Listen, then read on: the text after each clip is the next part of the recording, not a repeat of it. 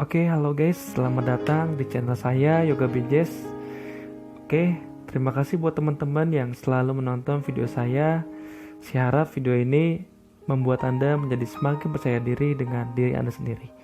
Oke teman-teman, kemarin sebelumnya saya sudah buat video tentang apa itu hipnotis dan beberapa pertanyaan seputar hipnotisnya. Untuk saat ini saya akan membuat video tentang beberapa istilah yang umum digunakan dalam hipnotis. Kenapa saya membahas tentang ini? Karena untuk lanjut ke video sebelumnya atau ke depannya nanti akan ada beberapa istilah yang akan saya gunakan supaya lebih mudah teman-teman untuk mencernanya ya, untuk memahaminya ya gitu. Jadi kenapa saya buat video ini? Jadi yang pertama di sini ada klien atau subjek atau sujet atau pasien.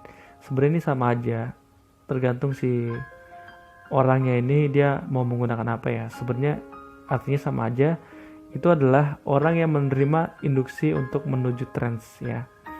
Jadi misalnya saya menggunakan ilmu ini hipnotis kepada seseorang, nah seseorang itu disebut sebagai klien, subjek, sujet atau pasien.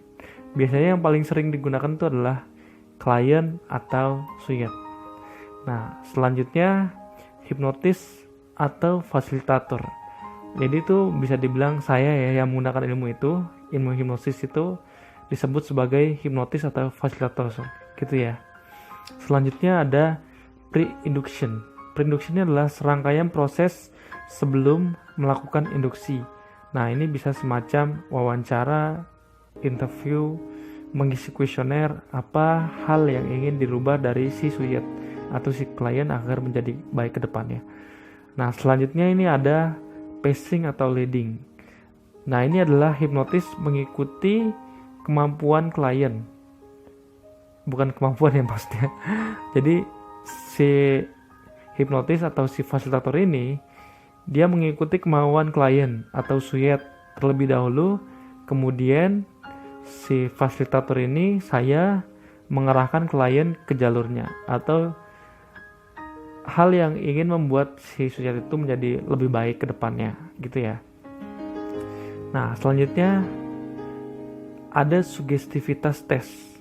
Nah, ini adalah suatu rangkaian tes sederhana untuk menguji kepekaan dalam menerima sugesti. Nah, ini bisa sugesti tangan atau sugesti mata atau sugesti anggota badan lainnya ya. Selanjutnya ada induksi. Induksi itu adalah serangkaian proses untuk membuat klien menuju kondisi trance gitu ya. Selanjutnya ada trance. Trance ini adalah kondisi fisik dan pikiran klien saat terhipnotis gitu ya. Ya, selanjutnya ada induksi rapid test atau rapid induction. Ini adalah induksi yang cepat membawa klien menuju trance. Umumnya digunakan dalam stage hipnosis. Stage hipnosis itu adalah hipnotis panggung ya. Itu salah satu ilmu dari hipnosis gitu ya. Nah, selanjutnya ada shock induction gitu ya. Termasuk rapid induction, namun lebih menonjolkan kejutan tiba-tiba untuk klien atau kesujet. Contohnya misalnya diajak ngobrol, salaman, terus tiba-tiba tangan tarik cik gitu. Supaya membuat si sujet itu kaget dan masuk ke dalam trance gitu ya. Nah, selanjutnya ada deepening. Deepening ini adalah teknik memperdalam tingkatan trance yang dialami oleh si sujet atau si klien. Contohnya deepening ini, contohnya seperti ini. Baik, saya akan menghitung dari 5 turun ke 1. Pada setiap hitungan akan membuat Anda menjadi semakin nyaman, semakin rileks dan semakin dalam. Nah, itu adalah deepening, pendalaman. Nah, selanjutnya setelah deepening, dia masuk ke sugesti atau ke anchor gitu ya. Di sini kalian bisa memasukkan saran yang diberikan kepada klien atau sujet saat mengalami kondisi trance ya.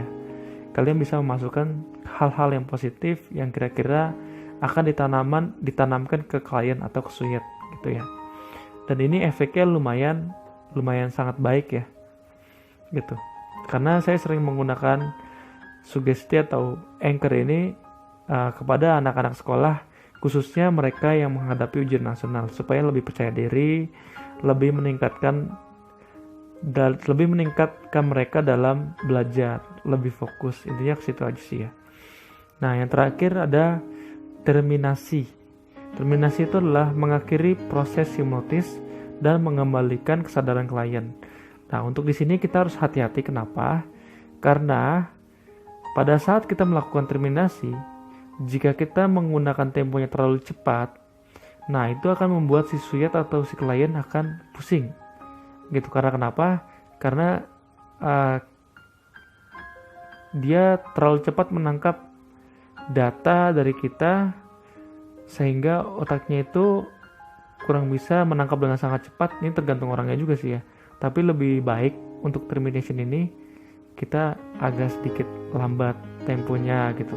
Dan kata-katanya juga diatur gitu ya.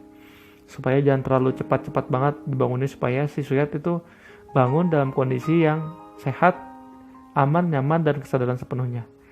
Nah, seperti itu ya. Nah, selanjutnya ada post hipnosis. Itu adalah sugesti hipnotis yang dilakukan klien di luar trans hipnotis. Nah, intinya ini dilakukan dalam kondisi sadar. Bisa nggak sih? Bisa, gitu ya. Nah, selanjutnya ada hipnoterapi. Hipnoterapi ini adalah bagian dari hipnosis dan ini digunakan untuk tujuan terapi, seperti itu ya. Dan ada juga conscious mind. Conscious mind itu atau pikiran sadar.